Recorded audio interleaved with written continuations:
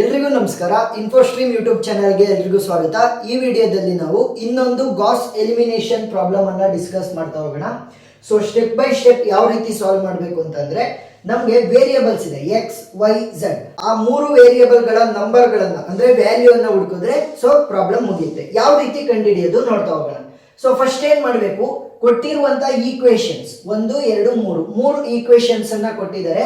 So ಆ equation ಅನ್ನ ನಾವು ಆರ್ಗ್ಯುಮೆಂಟ್ ಮ್ಯಾಟ್ರಿಕ್ಸ್ ಆಗಿ ಕನ್ವರ್ಟ್ ಮಾಡಬೇಕು. ಸೊ ಯಾವ ರೀತಿ ಇರುತ್ತೆ, A is to B.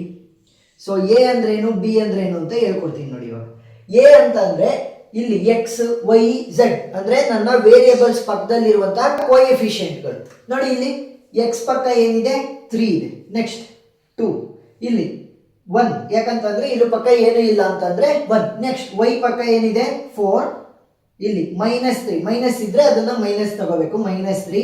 Y ಪಕ್ಕ ಏನು ಇಲ್ಲ ಅಂತಂದ್ರೆ 1. ನೆಕ್ಸ್ಟ್ 5 4 1. ಈಗೇನ್ ಮಾಡಿದ್ವಿ, ನಮ್ಮ ವೇರಿಯೇಬಲ್ಸ್ ಪಕ್ಕದಲ್ಲಿದ್ದಂತಹ ಕೋಎಫಿಷಿಯೆಂಟ್ ಗಳನ್ನ ಬರೆದ್ವಿ ಎಕ್ಸ್ ವೈ ಝೆಡ್ ಗೆ. ಇನ್ನ ಏನು ಕಾನ್ಸ್ಟೆಂಟ್ ಉಳಿದಿದೆ, ಯಾವ್ದ್ರ ಪಕ್ಕದಲ್ಲಿ ವೇರಿಯೇಬಲ್ಸ್ ಗಳಿಲ್ಲ ಅದನ್ನ ನಾವು ಬಿ ಅಂತ ಕನ್ಸಿಡರ್ ಮಾಡ್ತೀವಿ. 40 13 9. ಸೊ ಇವಾಗ ಏನ್ ಮಾಡಿದ್ವಿ, A is to B format ಅಲ್ಲಿ ಬರ್ದಿದ್ವಿ. ನೆಕ್ಸ್ಟ್ ಸ್ಟೆಪ್ ಏನು ಅಂತಂದ್ರೆ, ಈ ಎ ಮ್ಯಾಟ್ರಿಕ್ಸ್ ಇದೆಯಲ್ಲ ಇದನ್ನ ನಾನು ಸಪರೇಟ್ ಮ್ಯಾಟ್ರಿಕ್ಸ್ ಆಗಿ ಕನ್ಸಿಡರ್ ಮಾಡ್ತಾ ಹೋಗ್ತೀನಿ. ಇವಾಗ ಸ್ವಲ್ಪ ಹೊತ್ತು ಏನ್ ಮಾಡಿ, ಈ ಬಿ ಇದೆಯಲ್ಲ ಇದನ್ನ ನೆಗ್ಲೆಕ್ಟ್ ಮಾಡಿರಿ, ಬಿ ಅನ್ನು. ಇವಾಗ ಬಿ ಅನ್ನು ನೆಗ್ಲೆಕ್ಟ್ ಮಾಡಿದ್ರೆ ಏನ್ ಉಳಿತು, 3 ಕಾಲಮ್ 3 ರೋಸ್ ಇರುವಂತ 3x3 ಮ್ಯಾಟ್ರಿಕ್ಸ್ ಇದೆ. ಇವಾಗ ನಾನು ಏನ್ ಮಾಡಬೇಕು, ಈ 3x3 ಮ್ಯಾಟ್ರಿಕ್ಸ್ ಅನ್ನ ಅಪ್ಪರ್ ಟ್ರಯಾಂಗುಲರ್ ಮ್ಯಾಟ್ರಿಕ್ಸ್ ಆಗಿ ಕನ್ವರ್ಟ್ ಮಾಡಬೇಕು. ಅಪ್ಪರ್ ಟ್ರಯಾಂಗುಲರ್ ಮ್ಯಾಟ್ರಿಕ್ಸ್ ಅಂದ್ರೆ 1 2 3 4 5 6 7 8 9. ಸೊ ಈ ರೀತಿ ಒಂದು 3x3 ಮ್ಯಾಟ್ರಿಕ್ಸ್ ಇದೆ ಅಂತ ಅನ್ಕೊಳ್ಳಿ. ಇದನ್ನ ನಾನು ಅಪ್ಪರ್ ಟ್ರಯಾಂಗುಲರ್ ಮ್ಯಾಟ್ರಿಕ್ಸ್ ಆಗಿ ಕನ್ವರ್ಟ್ ಮಾಡಬೇಕು ಅಂತಂದ್ರೆ ಡಯಾಗ್ನಲ್ ಎಲಿಮೆಂಟ್ ಸೇಮ್ ಇರುತ್ತೆ, 1 5 9 2 3 6. ಸೊ ಏನು ಡಯಾಗ್ನಲ್ ಎಲಿಮೆಂಟ್ಸ್ ಮತ್ತೆ ಮೇಲ್ಗಡೆ ಇರುವಂತ ಎಲಿಮೆಂಟ್ಸ್ ಏನೇ ಆಗಿರಲಿ, ಡಯಾಗ್ನಲ್ ಎಲಿಮೆಂಟ್ಸ್ ಇನ ಕೆಳಗಡೆ ವ್ಯಾಲ್ಯೂಗಳು 0 ಆಗಿರ್ಬೇಕು. ಡಯಾಗ್ನಲ್ ಎಲಿಮೆಂಟ್ಸ್ ಯಾವುದು 1, ಅದರ ಕೆಳಗಡೆ ವ್ಯಾಲ್ಯೂ 0 ಆಗಬೇಕು. ಡಯಾಗ್ನಲ್ ಎಲಿಮೆಂಟ್ ಯಾವುದು, ಸೆಕೆಂಡ್ ಡಯಾಗ್ನಲ್ ಎಲಿಮೆಂಟ್ 5, ಸೊ ಅದರ ಕೆಳಗಡೆ ವ್ಯಾಲ್ಯೂ 0 ಆಗಬೇಕು. ಮೂರನೇ ಡಯಾಗ್ನಲ್ ಎಲಿಮೆಂಟ್ 9, ಸೊ ಅದರ ಕೆಳಗಡೆ ಯಾವುದೇ ವ್ಯಾಲ್ಯೂ ಇಲ್ಲ, ಸೊ ನಡೆಯುತ್ತೆ. ಏನು, ಡಯಾಗ್ನಲ್ ಎಲಿಮೆಂಟ್ ಕೆಳಗಡೆ ಇರುವಂತಹ ವ್ಯಾಲ್ಯೂಗಳನ್ನ 0 ಮಾಡಿದ್ರೆ ಅದು ಅಪ್ಪರ್ ಟ್ರಯಾಂಗುಲರ್ ಮ್ಯಾಟ್ರಿಕ್ಸ್ ಆಗಿ ಕನ್ವರ್ಟ್ ಮಾಡುತ್ತೆ. ಸೊ ಅದನ್ನೇ ನಾವು ಇಲ್ಲಿ ಮಾಡ್ಬೇಕು. ಸೊ ಇದನ್ನ ನಾನು ಅಪ್ಪರ್ ಟ್ರಯಾಂಗುಲರ್ ಮ್ಯಾಟ್ರಿಕ್ಸ್ ಆಗಿ ಕನ್ವರ್ಟ್ ಮಾಡಬೇಕು ಅಂತಂದ್ರೆ, ಅಂದ್ರೆ ಎ ಅನ್ನ ನಾನು ಅಪ್ಪರ್ ಟ್ರಯಾಂಗುಲರ್ ಮ್ಯಾಟ್ರಿಕ್ಸ್ ಆಗಿ ಕನ್ವರ್ಟ್ ಮಾಡಬೇಕು ಅಂತಂದ್ರೆ, ಮೊದಲನೇ ಡಯಾಗ್ನಲ್ ಎಲಿಮೆಂಟ್ 3, ಅದರ ಕೆಳಗಡೆ ಇರುವಂತ 2 ಮತ್ತೆ 1 ಅನ್ನ 0 ಮಾಡಬೇಕು. ಎರಡನೇ ಡಯಾಗ್ನಲ್ ಎಲಿಮೆಂಟ್ -3, ಸೊ ಅದರ ಕೆಳಗಡೆ ಇರುವಂತಹ ಎಲಿಮೆಂಟ್ ಅನ್ನ ನಾನು 0 ಮಾಡಬೇಕು. ಮೂರನೇ ಡಯಾಗ್ನಲ್ ಎಲಿಮೆಂಟ್ 1, ಸೊ ಅದರ ಕೆಳಗಡೆ ಯಾವುದೇ ವ್ಯಾಲ್ಯೂ ಇಲ್ಲ, ಸೊ ಏನು ಮಾಡೋಂಗಿಲ್ಲ. ಇವಾಗ ಏನ್ ಮಾಡಬೇಕು, ಈ ಮೂರು ವ್ಯಾಲ್ಯೂಗಳನ್ನ 0 ಆಗಿ ಕನ್ವರ್ಟ್ ಮಾಡಬೇಕು. ಫಸ್ಟ್ ಏನ್ ಮಾಡೋಣ ಅಂತಂದ್ರೆ, ಮೊದಲನೇ ಡಯಾಗ್ನಲ್ ಎಲಿಮೆಂಟ್ ಯಾವುದು 3, ಸೊ ಅದರ ಕೆಳಗಡೆ ಇರುವಂತಹ 2 ಮತ್ತೆ 1 ಅನ್ನ ನಾನು 0 ಮಾಡೋದಕ್ಕೆ ಟ್ರೈ ಮಾಡ್ತೀನಿ. ಇವಾಗ ನಾವು ಈಕ್ವೇಶನ್ಸ್ ಅನ್ನ ಬರೀಬೇಕು. ಯಾವ ರೀತಿ ಈಕ್ವೇಶನ್ ಬರೀತೀನಿ ನೋಡಿ. ಇವಾಗ ನಾನು R2 ಅಲ್ಲಿ ಇರುವಂತಹ 2 ಅನ್ನ 0 ಮಾಡಬೇಕು. ಸೊ R2 ರೆಫರೆನ್ಸ್ ಯಾವುದನ್ನ ತಗೋಬೇಕು, ಅದರ ರೆಸ್ಪೆಕ್ಟಿವ್ ಡಯಾಗ್ನಲ್ ಎಲಿಮೆಂಟ್. ಸೊ ಅದರ ರೆಸ್ಪೆಕ್ಟಿವ್ ಡಯಾಗ್ನಲ್ ಎಲಿಮೆಂಟ್ ಎಲ್ಲಿದೆ, ರೋ ನಂಬರ್ 1 ಅಲ್ಲಿದೆ. Row 1 row 2 row 3 row operations ಅನ್ನ ಯೂಸ್ ಮಾಡ್ತೀವಿ ಇಲ್ಲಿ. ಸೊ ರೋ 1 ಇನ ರೆಫರೆನ್ಸ್ ಅನ್ನ ತಗೊಂತ ಇದೀನಿ. ಇಲ್ಲಿ 2 ಇದೆ, ಅದನ್ನ ನಾನು 0 ಮಾಡಬೇಕು. ಸೊ 0 ಮಾಡಬೇಕು ಅಂದ್ರೆ ಏನ್ ಮಾಡ್ತೀನಿ, ಉಲ್ಟಾ ಬರಿತೀನಿ ನೋಡಿ. R2 ಅಲ್ಲಿ ಇರುವಂತ ವ್ಯಾಲ್ಯೂ ಏನು 2, ಸೊ ಅದನ್ನ R1 ಜೊತೆ ಬರಿತೀನಿ 2 ಅಂತ. ನೆಕ್ಸ್ಟ್ R1 ಅಲ್ಲಿ ವ್ಯಾಲ್ಯೂ ಏನಿದೆ 3, ಸೊ ಅದನ್ನ R2 ಜೊತೆ ಬರಿತೀನಿ 3, ಸೊ ಅದರ ಮಧ್ಯ ಮೈನಸ್ ಹಾಕ್ತೀನಿ. ಇವಾಗ ನೋಡಿ ಏನಾಗುತ್ತೆ. ಸೊ ನೆಕ್ಸ್ಟ್ R3 ಗೂ ಕೂಡ ಈಕ್ವೇಶನ್ ಅನ್ನ ಬರೆಯೋಣ. R3 with respect to R1, ಅದರ ರೆಸ್ಪೆಕ್ಟಿವ್ ಡಯಾಗ್ನಲ್ ಎಲಿಮೆಂಟ್ ಜೊತೆನೆ ಮಾಡಬೇಕು. R3 ಅಲ್ಲಿ ಇರುವಂತ ವ್ಯಾಲ್ಯೂ ಏನು 1, ಸೊ ಅದನ್ನ R1 ಜೊತೆ ಬರಿತೀನಿ. R1 ಅಲ್ಲಿ ಇರುವಂತ ವ್ಯಾಲ್ಯೂ ಏನು 3, ಸೊ ಅದನ್ನ R3 ಜೊತೆ ಬರಿತೀನಿ, ಮಧ್ಯ ಮೈನಸ್. ಸೊ ಇವಾಗ ಈ ಎರಡು ಈಕ್ವೇಶನ್ ಅನ್ನ ಯೂಸ್ ಮಾಡಿಕೊಂಡು 2 ಮತ್ತೆ 1 ಅನ್ನ 0 ಮಾಡಬೇಕು. ಇವಾಗ ಮೊದಲನೇ ಈಕ್ವೇಶನ್ ಅನ್ನ ತಗೊಳ್ಳೋಣ. ಏನದು 3R2 -2R1. ನೋಡಿ, ನಾವು ಈಕ್ವೇಶನ್ಸ್ ಅನ್ನ R2 ಮತ್ತೆ R3 ಗೆ ಅಪ್ಲೈ ಮಾಡ್ತಾ ಇರೋದು. ಸೊ ರೋ 1 ಏನಾಗಿರುತ್ತೆ, ಸೇಮ್ ಉಳ್ಕೊಂಡಿರುತ್ತೆ ಪ್ರೀವಿಯಸ್ ಸ್ಟೆಪ್ ಇಂದ. A is to B which will be equal to row 1 ಅಲ್ಲಿ ಏನ್ ವ್ಯಾಲ್ಯೂ ಇದೆ 3 4 5 is to 40. ಸೊ ಅದು ಅದೇ ರೀತಿ ಉಳ್ಕೊಳ್ಳುತ್ತೆ. ರೋ 2 ಗೆ ಅಪ್ಲೈ ಮಾಡ್ತಾ ಹೋಗೋಣ. ರೋ 2 ವ್ಯಾಲ್ಯೂ ಏನು 2 ಇದೆ. ಮೊದಲನೇ ರೋ 2 ವ್ಯಾಲ್ಯೂ 2 -2 ಇಂಟು ಅದರ respective R1 value 3. So 3 2s are 6 -3 2s are 6, 0 ಆಯ್ತು. Next next 3 into R2 value ಏನು -3, -2 ಇಂಟು ಅದರ ರೆಸ್ಪೆಕ್ಟಿವ್ R1 ವ್ಯಾಲ್ಯೂ ಏನು 4. So -3 3 9 -4 2 8. Minus into minus plus ಆಗುತ್ತೆ, but greater sign is minus. -9 -8 ಅಂತಂದ್ರೆ -17. ನೆಕ್ಸ್ಟ್ R2 ವ್ಯಾಲ್ಯೂ ಏನು 4. So 3 into 4 -2 into ಅದರ respective R1 value ಏನು 5. 4 3 12 -5 2 10. ಏನಾಗುತ್ತೆ 12 - 10 will be 2. Next R2 value ಏನು 13. ಸೊ 3 ಇಂಟು 13 -2 ಇಂಟು ಅದರ ರೆಸ್ಪೆಕ್ಟಿವ್ R1 ವ್ಯಾಲ್ಯೂ ಏನು 40. ಸೊ 13 3 39 -40 ಇಂಟು 2 ಏನಾಗುತ್ತೆ 80. 39 -80 ಅಂತಂದ್ರೆ -41. ನೆಕ್ಸ್ಟ್ R3 ಈಕ್ವೇಶನ್ ಅನ್ನ ಯೂಸ್ ಮಾಡೋಣ. ಏನಿದೆ ಅದು 3R3 -1R1. ಸೊ 1R1 ಬದಲು R1 ಅಂತ ಬರ್ಕೊಂಡ್ರೆ ಸೇಮ್. 1 ಅನ್ನ ಯಾವುದಕ್ಕೆ ಮಲ್ಟಿಪ್ಲೈ ಮಾಡಿದ್ರು ಅದೇ ವ್ಯಾಲ್ಯೂ ಉಳ್ಕೊಂತ ಹೋಗುತ್ತೆ. R3 ವ್ಯಾಲ್ಯೂ ಏನು 1. ಸೊ 3 ಇಂಟು 1 ಮೈನಸ್ ಅದರ ರೆಸ್ಪೆಕ್ಟಿವ್ R1 ವ್ಯಾಲ್ಯೂ ಏನು 3. So 3 - 3 will be 0. Next 3 into R3 value ಏನು 1 ಮೈನಸ್ ಅದರ ರೆಸ್ಪೆಕ್ಟಿವ್ R1 ವ್ಯಾಲ್ಯೂ ಏನಿದೆ 4. So 3 - 4 will be -1. Next R3 value ಏನು 1 ಮೈನಸ್ ಅದರ ರೆಸ್ಪೆಕ್ಟಿವ್ R1 ವ್ಯಾಲ್ಯೂ ಏನು 5. So 3 - 5 will be -2. Next 3 into R3 value ಏನು 9 minus ಅದರ respective R1 value ಏನು 40. 9 3 27 -40 ಅಂತಂದ್ರೆ ಎಷ್ಟಾಗುತ್ತೆ 13. ಅದು -13 ಆಗುತ್ತೆ. ಗ್ರೇಟರ್ ಸೈನ್ ತಗೋಬೇಕು. ಸೊ ಗ್ರೇಟರ್ ವ್ಯಾಲ್ಯೂ -40 ಅಲ್ವಾ. ಸೊ -40 + 27 ಅಂತಂದ್ರೆ -13. ಸೊ ಇವಾಗ ನೋಡಿ ಏನಾಯ್ತು, ನಮ್ಮ ಮೊದಲನೇ ಡಯಾಗ್ನಲ್ ಎಲಿಮೆಂಟ್ 3 ಇತ್ತು, ಅದರ ಕೆಳಗಡೆ ಇರುವಂತಹ ಎಲಿಮೆಂಟ್ಗಳೆಲ್ಲ 0 ಅದು. ಎರಡನೇ ಡಯಾಗ್ನಲ್ ಎಲಿಮೆಂಟ್ -17 ಇದೆ. ಸೊ ನಾನೇನ್ ಮಾಡಬೇಕು, ಅದರ ಕೆಳಗಡೆ ಇರುವಂತಹ -1 ಅನ್ನ 0 ಮಾಡಬೇಕು ಇವಾಗ. ನೆಕ್ಸ್ಟ್ -2 ನೆಕ್ಸ್ಟ್ ಡಯಾಗ್ನಲ್ ಎಲಿಮೆಂಟ್, ಅದರ ಕೆಳಗಡೆ ಯಾವುದೇ ವ್ಯಾಲ್ಯೂ ಇಲ್ಲ. ಈಗ ಲಾಸ್ಟ್ ಸ್ಟೆಪ್, ಯಾಕೆ -1 ಅನ್ನ ನಾನು 0 ಮಾಡಿದ್ರೆ ನನಗೆ ಪ್ರಾಬ್ಲಮ್ ಕಂಪ್ಲೀಟ್ ಆದಂಗೆ ಆಯ್ತು.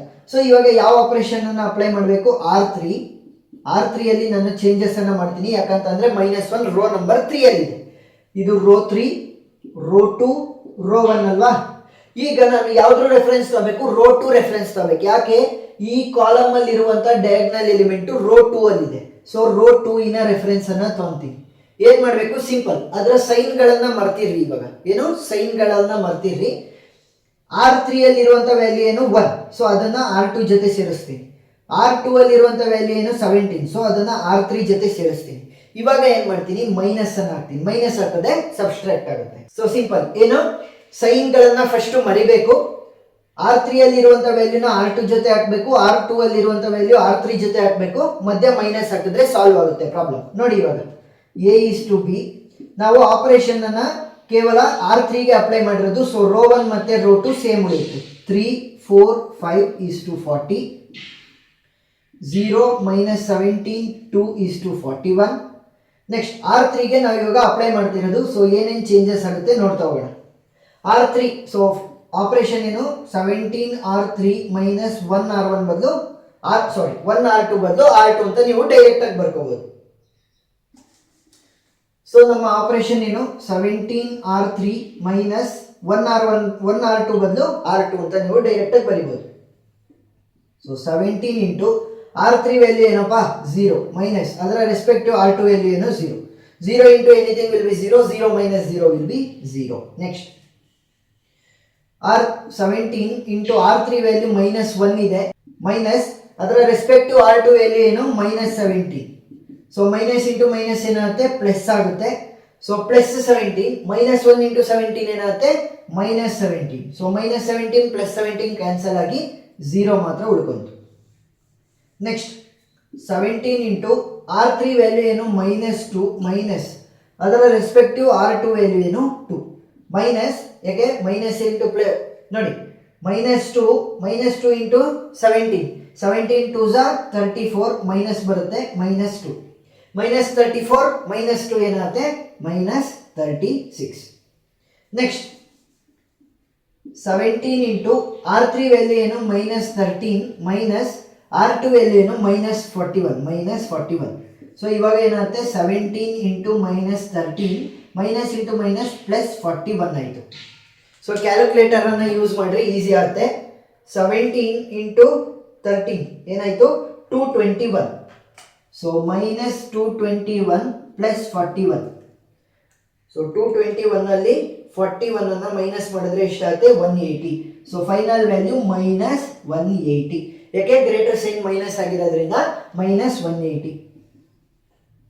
ಇವಾಗ ನಮಗೆ ತುಂಬಾ ಸಿಂಪಲ್ ಎಕ್ಸ್ ವೈ ಮತ್ತೆ ಝಡ್ ನ ವ್ಯಾಲ್ಯೂಗಳನ್ನ ಕಂಡುಹಿಡಿಯೋದಕ್ಕೆ. ಯಾಕೆ ಫಸ್ಟ್ ಏನ್ ಮಾಡಿ ನೀವು ಕೊನೆಯ ರೋ ಅಂದ್ರೆ 3ನೇ ರೋ ಇಂದ ಶುರು ಮಾಡೋಣ.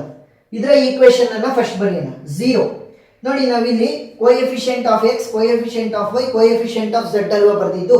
ಇಲ್ಲೂ ಕೂಡ same coefficient of x, coefficient of y, coefficient of z ಇದು. So 0 into x, 0 into X plus 0 into y minus 36 into z which will be equal to -180. ಯಾವುದಕ್ಕೆ ಬರೀತಾ ಇರೋದು 3ನೇ ರೋಗೆ equation. 0 into anything will be 0, 0 into anything will be 0. minus 36 into z which will be equal to 180 ಮಾತ್ರ ಉಳಿತು. ನನಗೆ z ಮಾತ್ರ ಬೇಕು, z ಉಳಿಸ್ಕೊಂಡು -180 ಅದೇ ರೀತಿ ಉಳ್ಕೊಂಡಿತ್ತು. -36 ಆ ಕಡೆ ಕಳಿಸಿದ್ರೆ ಅದು ಡಿನಾಮಿನೇಟರಿಗೆ ಹೋಗುತ್ತೆ. ಮೈನಸ್ ಮೈನಸ್ ಕ್ಯಾನ್ಸಲ್, ಸರಿನಾ? 6 6 36, 6 3 18, 30 ಆಯಿತು. ಈಗ ಮತ್ತೆ 6 ಇಂದನೇ ಡಿವೈಡ್ ಮಾಡಿ. 6 1 6, 6 5 30. ಸೊ ಇವಾಗ ನಮಗೆ z ವ್ಯಾಲ್ಯೂ ಗೊತ್ತಾಯಿತು, ಏನು 5. ಸೊ z ವ್ಯಾಲ್ಯೂ ಗೊತ್ತಾಗಿದೆ. ನೆಕ್ಸ್ಟ್ ಏನು ಮಾಡ್ತೀವಿ, ಅದರ ಮೇಲ್ಗಡೆ ಇರುವಂತ ರೋಗೆ ಈಕ್ವೇಶನ್ ಬರೆಯೋಣ. 0 into X, next -17 into Y plus 2 into z which will be equal to 41. Sorry, -41. Minus ಮಾಡ್ತಿದ್ವಿ, -41. ಇವಾಗ 0 into anything will be 0 ಅಲ್ವಾ? Yes. -17y plus 2 into z value ನನಗೆ ಗೊತ್ತಿದೆ, ಏನು 5 which will be equal to -41. ಸರಿನಾ? ಈಗ 5 2s ಏನಾಗುತ್ತೆ 10 ಆಗುತ್ತೆ. ಈಗ ಈ +10 ಆ ಕಡೆ ಕಳಿಸಿದ್ರೆ ಏನಾಗುತ್ತೆ -10. So -17y which will be equal to -41 -10. Minus into minus plus ಆಗುತ್ತೆ. ಸೊ ಆ್ಯಡ್ ಮಾಡಬೇಕು, ಬಟ್ ಗ್ರೇಟರ್ ಸೈನ್ ಮೈನಸ್. 51 + 10 ಏನಾಗುತ್ತೆ, ಸಾರಿ 41 + 10 ಏನಾಗುತ್ತೆ 51. ಈಗ ನನಗೆ ಕೇವಲ y ಮಾತ್ರ ಬೇಕು. ಸೊ y ಅನ್ನ ಉಳಿಸ್ಕೊಂಡು -51 ಕೆಳಗಡೆ -17 ಆ ಕಡೆ ಕಳಿಸಿದ್ರೆ ಡಿನಾಮಿನೇಟರ್ಗೆ ಹೋಗುತ್ತೆ. So -17 minus minus cancel. 17 1s 17 3s 51. So ಇವಾಗ y ವ್ಯಾಲ್ಯೂ ಕೂಡ ಗೊತ್ತಾಯಿತು, ಎಷ್ಟು 3. ನೆಕ್ಸ್ಟ್ ಮೊದಲನೇ ರೋನ ಈಕ್ವೇಶನ್ ಅನ್ನ ಬರೀತಾ ಹೋಗೋಣ. 3 into X plus 4 into Y plus 5 into Z which will be equal to 40 ಅಲ್ವಾ? ಎಕ್ಸ್ ವ್ಯಾಲ್ಯೂ ನನಗೆ ಗೊತ್ತಿಲ್ಲ. So 3x plus 4 into y value ಏನಪ್ಪ 3. ಸೊ 4 3s 4 ಇಂಟು 3 ಆಗುತ್ತಲ್ಲ, 4 3s 12 plus 5 into z value ಏನು 5. So 5 5s 25. 5 into z value 5, 5 5s 25 which will be equal to 40 ನಾ. 25 plus 12 ಏನಾಗುತ್ತೆ 37. So 37. ಈಗ 3x ಮಾತ್ರ ಉಳಿಸ್ಕೊಂತೀನಿ, ಪ್ಲಸ್ 37 ಅನ್ನು ಆ ಕಡೆ ಕಳಿಸಿದ್ರೆ -37. 40 - 37 ಏನಾಗುತ್ತೆ 3. ಇಲ್ಲಿ ಈ 3 ಅನ್ನ ಆ ಕಡೆ ಕಳಿಸಿದ್ರೆ ಡಿನಾಮಿನೇಟರ್ಗೆ ಹೋಯ್ತಲ್ವಾ? So 3 1s 3 1s. ಇವಾಗ x ವ್ಯಾಲ್ಯೂ ಕೂಡ ಗೊತ್ತಾಯ್ತು, ಏನು ಬರಿ. So x value 1, y value 3, z value 5.